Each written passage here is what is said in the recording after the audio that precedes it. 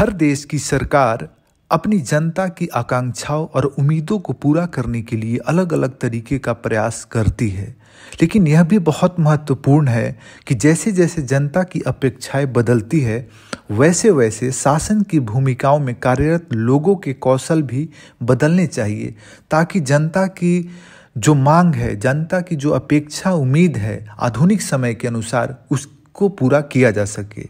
तो आज हम भारत की डिजिटल शासन और भारत की बदलती प्रशासनिक आवश्यकताओं के बारे में गहनता से विश्लेषण करेंगे। डिजिटल शासन को समझेंगे, इसमें क्या क्या चुनौती है, सरकारी विभागों में कर्मचारियों की क्या स्थिति है, भारत कितना डिजिटल हो पाया है, इसमें क्या क्या चुनौती है, क्या क्या संभावनाएं हैं, क्या बेहतर किया जा सकता है, और दुनिया के कुछ देशों के उदाहरण के साथ हम पूरा गहन विश्लेषण करेंगे। अंत तक वीडियो देखिए, आपको बहुत कुछ देखने, समझने, सुनने को मिलेगा। देखिए, भारत ने आप देखेंगे कि हाल के वर्षों में डिजिटल शासन की ओर महत्वाकांक्षी योजना शुरू की है। डिजिटल इंडिया हो या गवर्नमेंट के सेक्टर में कई तरीके के परिवर्तन हो, यह परिवर्तन न केवल नागरिक सेवाओं में सुधार के लिए बल्कि सरकारी कर्मचारियों की क्षमताओं को बढ़ाने के लिए किया गया है। और यह प्रयास एक महत्वपूर्ण सार्वजनिक सेवा वितरण की दक्षता, वर्कफोर्स के कौशल और क्षमताओं से गहराई से जुड़ी हुई है, जो इसे संचालित करती है। फिर भी अब तक की प्रगति के बावजूद डिजिटल परिवर्तन की इस यात्रा में अभी बहुत सारी चुनौतियां हैं, संभावनाएं हैं कि जो हम हो सकते थे क्या वास्तव में भी हम हैं। देखिए, शासन मूल रूप से निर्णय लेने की क्या है, एक जटिल प्रक्रिया है जिसमें सरकारी निकायों, गैर सरकारी संगठनों, स्थानीय समुदाय के नेताओं और प्रभावशील नागरिकों सहित कई हितधारक शामिल होते हैं। चाणक्य के शासन के सिद्धांतों ने विशेष रूप से दक्षिण एशिया में एक अस्थायी प्रभाव छोड़ा है, जो आधुनिक शासन के सिद्धांतों, लोक प्रशासन और रणनीतिक कूटनीति को आकार देते हैं। अर्थशास्त्र में राज्य संचालन, आर्थिक नीति और नैतिक नेतृत्व की अंतर्दृष्टियां आज भी राजनीतिक रणनीति और शासन नैतिकता के लिए एक ढांचा प्रस्तुत करती है। इस संदर्भ में प्रतिभागियों को डिजिटल उपकरणों को अपनाने की क्षमता बढ़ाना प्रत्येक स्तर पर शासन की नई परिकल्पना के लिए आवश्यक हो गया है। समय की जो मांग हो, जो आधुनिक समय में चीज़ें बदल रही हो, उसके अनुसार बदलाव बहुत ज़्यादा जरूरी है। डिजिटल शासन का क्या महत्व है? शासन में प्रौद्योगिकी को अपनाने से क्या होता है कि अधिक प्रभावी संचार होगा, सूचित निर्णय लेने और कार्य प्रवाह को सुव्यवस्थित करने की सुविधा मिलती है। सूचनाओं का जो आदान प्रदान होता है, हम इन्फॉर्म करते हैं एक दूसरे को, ये सब चीज़ें बहुत ज़्यादा तेज़ी से बढ़ जाती है। जैसे जैसे क्यों ये सब किया जाता है? क्योंकि जनता की अपेक्षाएं बदल रही है, उम्मीदें बदल रही है, तो वैसे वैसे बदलाव करना होगा। डिजिटल शासन का मुख्य उद्देश्य क्या है? मुख्य उद्देश्य तो है पारदर्शिता लाना, जवाबदेही तय करना और दक्षता को बढ़ावा देना। यह न केवल प्रक्रियाओं को सुव्यवस्थित करता है, बल्कि सरकार और नागरिकों के बीच एक सेतु का काम करता है, एक बेहतर संवाद, एक संबंध का निर्माण करता है। E office, government e market place, GeM जो गवर्नमेंट विभाग में है, ई ऑफिस वगैरह पे हम लोग भी काम किए हैं। इसने क्या किया है कि फाइल वर्क को बहुत कम कर दिया है। जो भी अब काम होता है ई ऑफिस के माध्यम से होता है। किसी भी तरह का कोई नोटिंग, ड्राफ्टिंग हो, कोई प्रपोजल हो, कोई भी चीज़ हो, अब ई ऑफिस के माध्यम से पूरे तरीके से सब कुछ कनेक्ट हो गया है। और जेम पे आप प्रोडक्ट सरकारी विभागों में खरीदा जाता है। आई गोट कर्मयोगी जैसे प्रशिक्षण कार्यक्रम, जिसमें सिविल सेवायन कर्मचारियों को प्रशिक्षण दिया जाता है। ये पहल सरकारी कार्यप्रवाह को डिजिटाइज करती है और सार्वजनिक सेवाओं को अधिक क्या करती है? पारदर्शी बनाती है और उत्तरदायी बनाती है। ऑनलाइन प्रशिक्षण पोर्टल सरकारी अधिकारियों को डेटा एनालिटिक्स, सार्वजनिक प्रशासन और डिजिटल तकनीकों में आवश्यक कौशल से लैस करने का लक्ष्य रखता है। व्यक्तिगत शिक्षण पथों की जो लचीलापन जो सतत सुधार को बढ़ावा देती है, फ्लेक्सिबिलिटी बहुत ज़्यादा जरूरी होता है। कई कर्मचारी जो है ना, चेंजेस को जल्दी अपना नहीं पाते, जिसके कारण चीज़ें दिक्कत करती है।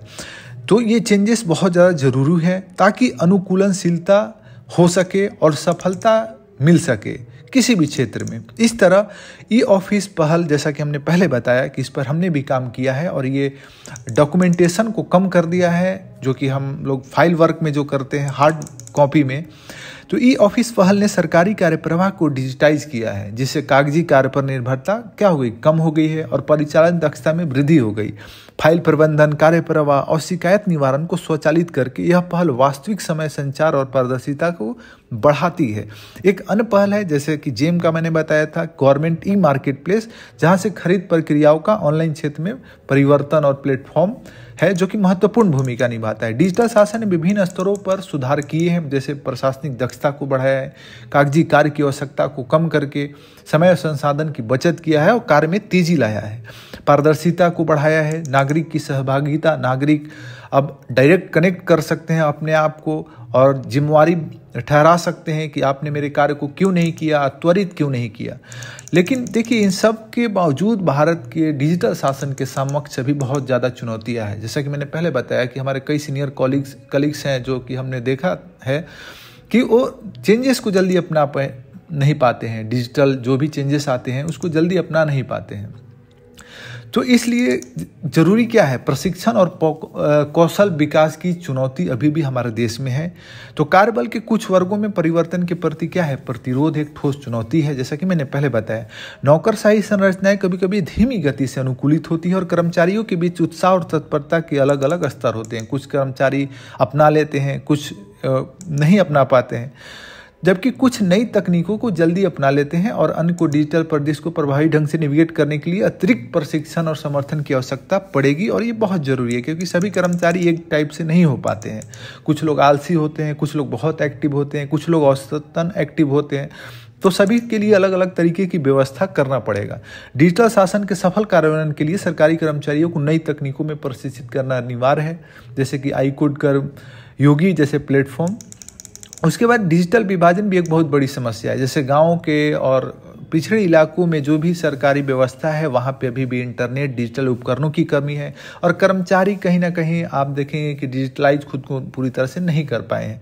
तो ये जो डिजिटल डिवाइड है, इसको गैप को कम करने के लिए प्रयास करना चाहिए। साइबर सुरक्षा भी अब बड़ी चुनौती बन गई है। जैसे जैसे सरकारी प्रक्रिया ऑनलाइन हो रही है, डेटा सुरक्षा और साइबर हमलों का खतरा बढ़ रहा है। जरूरी है कि सरकारी कर्मचारी साइबर सुरक्षा प्रोटोकॉल में प्रशिक्षित हो और सिस्टम को सुरक्षित रखने के लिए नवीनतम तकनीकों का उपयोग करे। परिवर्तन का प्रतिरोध, कुछ सरकारी कर्मचारी और विभागों में नई तकनीकों को अपनाने के लिए प्रतिरोध भी देखा गया है। इस प्रतिरोध को कम करने के लिए प्रेरणादायक कार्यक्रम और प्रोत्साहन आवश्यक है। तो सशक्त कैसे किया जा सकता है डिजिटल शासन को? तो इसके लिए वही प्रशिक्षण कार्यक्रम में सुधार करना होगा, आधुनिक बनाना होगा। सरकारी कर्मचारियों के निरंतर और प्रासंगिक प्रशिक्षण शुरू करना पड़ेगा, जैसे कि iCode कर्मयोगी जैसे प्लेटफॉर्म है। इंफ्रास्ट्रक्चर को मजबूत करना पड़ेगा। ग्रामीण और दूर दराज के क्षेत्रों में उच्च गति इंटरनेट और डिजिटल उपकरणों की पहुंच को बढ़ाना होगा। साइबर सुरक्षा के लिए डेटा सुरक्षा सुनिश्चित करने के लिए मजबूत साइबर सुरक्षा उपायों को लागू करना होगा। कर्मचारियों को इसके लिए और प्रशिक्षित करना होगा। कर्मचारियों को नई तकनीकों को अपनाने और प्रदर्शन के सुधार के लिए प्रोत्साहन देना पड़ेगा। और नागरिकों को भी डिजिटल शासन के लाभों के बारे में ज़्यादा से ज़्यादा बताना होगा, तभी तो डिमांड करेंगे कि हाँ आपके पास ये चीज़ें हैं तो हमको उसकी सुविधा दीजिए और सहभागिता अच्छा से और कर सके। डिजिटल शासन का भविष्य क्या है, क्या क्या इसमें संभावनाएं हैं? डिजिटल शासन केवल देखिए तकनीकी बदलाव ही नहीं है, बल्कि एक सोच का भी परिवर्तन है। कुछ भी चीज़ जब दुनिया समाज में बदलाव होता है तो सोच में भी परिवर्तन होता है। लोग एक्टिव होते हैं, एनर्जेटिक होते हैं। भारत को एक ऐसी शासन प्रणाली की ओर बढ़ना चाहिए जो क्या हो, समावेशी हो, पारदर्शी हो और उत्तरदायी हो। नवाचार को अपनाना चाहिए। भारत को डिजिटल शासन के क्षेत्र में नए नए तकनीकों को, जैसे आर्टिफिशियल इंटेलिजेंस को लाना चाहिए। दुनिया के कई देश को अभी मैं उदाहरण दूंगा, उसमें आप देखेंगे कि उन्होंने अपने आप को पूरी तरह से डिजिटलाइज कर दिया है। बिग डेटा और टेलीमेडिसिन का भी उपयोग करना चाहिए। नागरिक सहभागिता को ज़्यादा से ज़्यादा बढ़ाना चाहिए। डिजिटल शासन के माध्यम से आर्थिक और पर्यावरणीय स्थिति को प्रोत्साहित किया जा सकता है। देखिए, भारत में निष्कर्ष हम क्या निकाल सकते हैं? देखिए, भारत में डिजिटल शासन को प्रभावी बनाने के लिए हमें उन देशों से भी सीखने की आवश्यकता है जो डिजिटल परिवर्तन में सफल है। जैसे एस्टोनिया दुनिया का सबसे डिजिटल समाज माना जाता है, क्योंकि यह देश डिजिटल शासन में एक आदर्श मॉडल है और भारत के लिए यह प्रेरणादायक बन सकता है। सिंगापुर स्मार्ट नेशन पहल है। सिंगापुर ने स्मार्ट नेशन पहल के तहत डिजिटल तकनीकों का कुशल उपयोग किया है।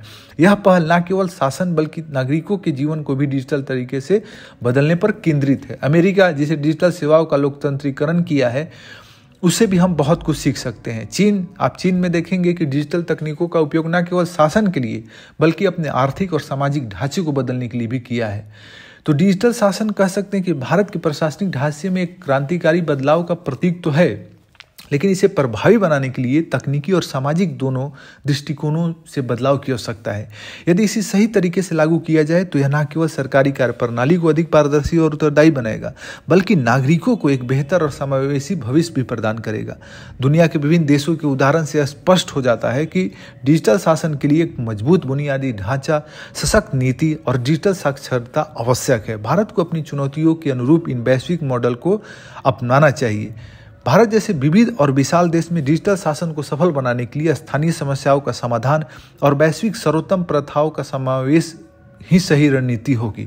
यदि भारत इन दृष्टिकोण को अपनाता है तो यह न केवल अपने नागरिकों के जीवन को बेहतर बना सकता है, बल्कि डिजिटल शासन के लिए एक वैश्विक उदाहरण भी बन सकता है। जब ऐसा उदाहरण बनेगा तो दुनिया के कई देशों को प्रशिक्षण भी दे सकता है और उसके लिए भारत के लोगों को रोजगार भी मिलेगा।